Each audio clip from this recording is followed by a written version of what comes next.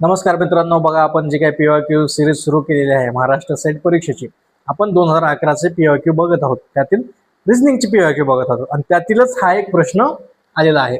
चला आपण प्रश्न बघूयात, काय आहे वाचूयात, काय विचारलेलं आहे ते बघूयात. बघा इथं विचारले, ज्येष्ठ लोकांच्या सहलीमध्ये 25 लोक चहा घेतात, 20 लोक कॉफी घेतात आणि 15 लोक दूध घेतात. 10 लोक चहा आणि कॉफी दोन्ही घेतात, 8 लोक दूध आणि कॉफी घेतात. त्यांच्यापैकी कोणीही चहा आणि दूध एकत्र घेत नाहीत आणि सर्वजण वरील 3 पैकी एक तरी पेय घेतात. तर सहलीसाठी एकूण किती जण गेले होते?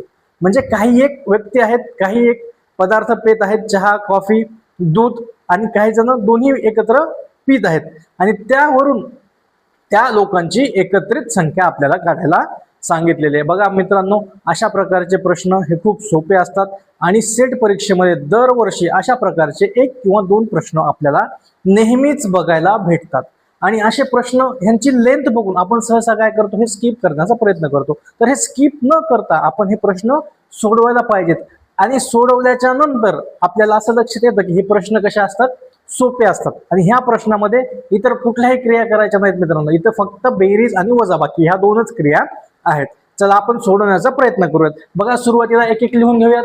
चहा पिणारे किती जण आहेत? तर 25 लोक आहेत. ओके. कॉफी घेणारे किती जण आहेत? 20 जण आहेत. आणि 15 लोक किती आहेत? दूध पिणारे 15 लोक आहेत. म्हणजे हे एवढे जण कसे आहेत? फिक्स आहेत लोक, की हे जण काय एक कुठलं तरी एक पेय पितात.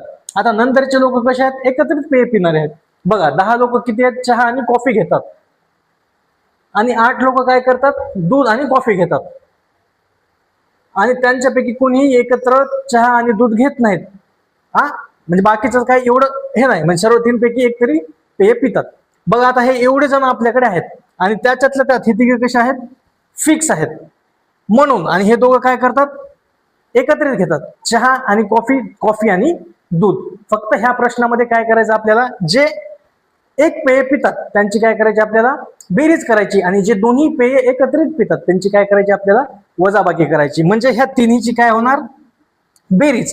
आणि हे जे चहा कॉफी आणि चहा आणि मिल्क आणि कॉफी हे जे दोन्ही आहे ह्यांची काय करायची आपल्याला वजाबाकी करायची. बस हे सोडवल्याच्या नंतर आपल्याला उत्तर मिळून जातं. बघा सोडवायचं कसं? 25 आणि 20 45 आणि 15 60 वजा हे वजा आणि हे वजा ह्या दोघांची काय होणार? बेरीज होणार. परंतु जी संख्या आहे ना तिला कुठलं चिन्ह लागणार? तर वजाबाकीचं चिन्ह लागणार. म्हणून वजा 18 आणि 60 वजा 18 काय उत्तर भेटतं आपल्याला? 42. म्हणजे 42 लोक हे सहलीला जाणारे होते. कुठे पर्यायामध्ये?